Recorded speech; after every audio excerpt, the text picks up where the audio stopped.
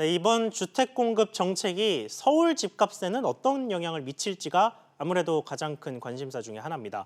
황인표 기자와 자세히 짚어보겠습니다. 황 기자. 네. 자, 먼저 서울에 집중된 수요를 이 신도시가 얼마나 좀 흡수를 할 수 있을 것으로 기대가 되나요? 일단 뭐 서울 광화문과 여의도에 직장이 있다면 어느 정도 수요를 이제 흡수할 수 있겠지만 강남권까지 흡수하기는 어려울 것으로 보입니다.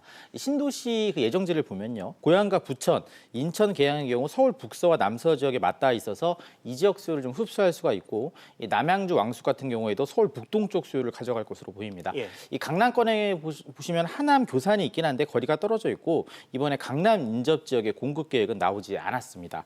이 서울 자투리 땅을 모아서 3만 8천 가구 공급 계획도 나왔는데 일단 뭐 주거로 그렇게 인기가 없는 비인기 지역들이 많았고 일부 주민들이 집값이 떨어질 수 있다며 반대하고 있어 끝까지 사업이 진행될 수 있을지도 좀 지켜봐야 할 것 같습니다. 예. 이 서울권 수요를 결국 충족시키기 위해선 이 재건축과 재개발이 어느 정도 활성화돼야 된다 이런 얘기도 함께 나오고 있습니다.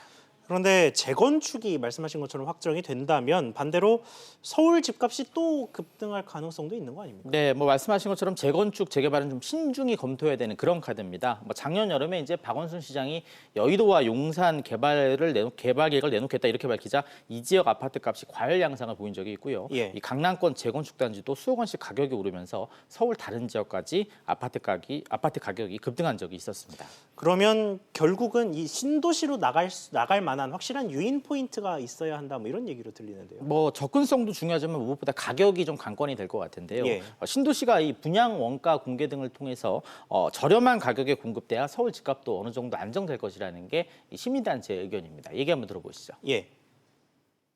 서민분들이 접근할 수 있는 굉장히 저렴한 주택의 공급이 필요하다는 생각이고 그런 주택이 공급돼야 결국 주변 시대에 영향을 미치고 이 집값이 좀 안정을 할 수 있지 않을까 그렇게 생각합니다.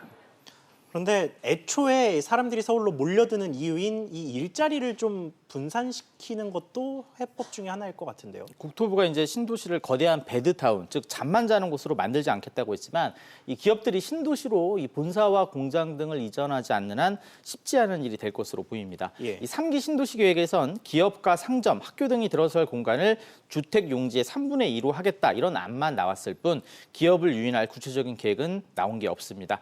신도시로 이전을 하게 되면 이 기업들의 세금과 임대료 등을 깎아주는 방안을 검토해 볼 수 있을 것 같습니다.